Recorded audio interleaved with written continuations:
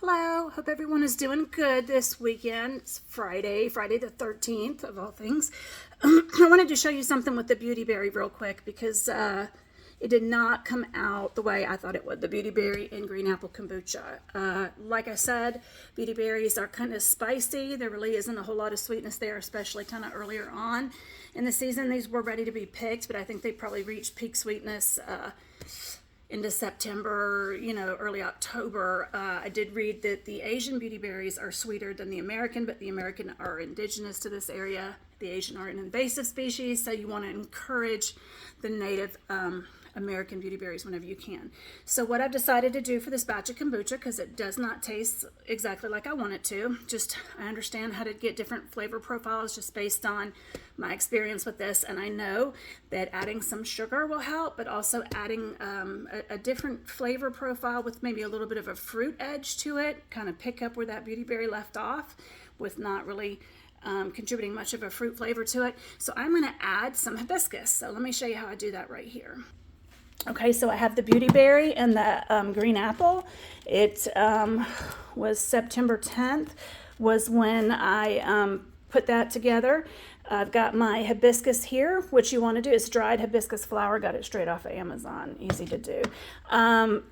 You get a cup of regular plain tap water is fine, because as you cook it in the microwave, it's going to dissipate the chlorine, as long as it's safe enough to it's pretty good quality. You enjoy drinking it yourself. It should be safe for the kombucha. You just have to worry about the chlorine in it, which is why you either have to heat it to boiling or let it sit for 2.5 hours to dissipate the chlorine gas that they put in there to kill germs. So I have this. This is one that holds 4 to 6 teaspoons. I fill it 3/4 of the way up with dried hibiscus flower. So that's your 4 teaspoon mark. Put it in the hot water for, 2 minutes in the microwave as plain water, gets it pretty much boiling, and then let it sit with the hibiscus flower in it for another 4 to 5 minutes or so. And then you want to let it cool down a little bit. You want to make sure, boiling hot water would hurt the bacteria in here. Just hot though, it is fine. So I'm going to pause this. What I'm going to do is go ahead and pull all of this out with a slotted spoon and pause this for a minute while I do that, and then I'll pick up where I leave off. Okay, this is ready to go now. You're actually going to still see a lot of stuff in there. I could not get it out with this slotted spoon. I mean, it just kind of falls through, and you can get a little bit, but not all of it.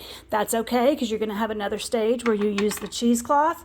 You put cheesecloth into a funnel, and then you ladle it through that into the bottle as you fill those up. That'll be the next video, the next step. So I just wanted to show you what I'm going to do here. I'm going to add the hibiscus. Isn't that beautiful? It's going to be so pretty. Then this is the stage 2 where I add some sugar. This is only 1/3, which is normally what I do, because what it does is it gives some more food to the bacteria and yeast, and it's going to make it much more bubbly as you bottle it. Helps the fizz build up quicker.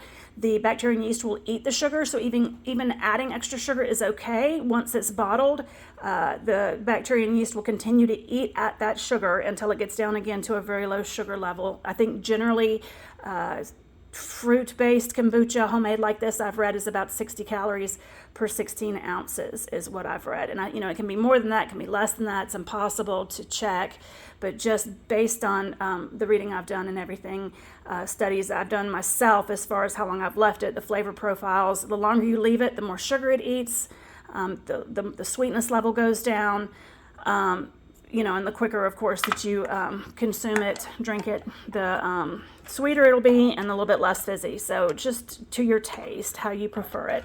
But what I'm going to do now is add some water. Hang on just a minute.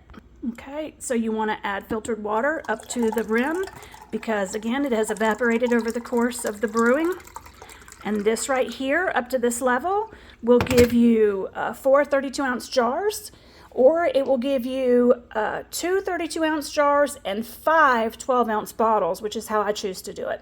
Like I said before, at this stage of the brewing process, I add another 1/3 of sugar. I showed you that, but I'm going to add a little bit more because the beautyberries were a little bit, I wouldn't say bitter, but they just did not add the kind of sweetness to the brew that you're used to getting from fruit. And the other fruit was green apple, which is also very tart, and I just don't, again, it's all personal preference. That's just not how I prefer it. So I'm going to add about another Fourth, this is a third cup. I did not fill it all the way, so that's about another fourth, a couple tablespoons, well, I think 2 tablespoons worth or so. And then you're going to pop the lid back on. You're going to let it sit just for a few minutes, anywhere, 15 minutes to half an hour. You want to let some of this sugar dissolve a little bit.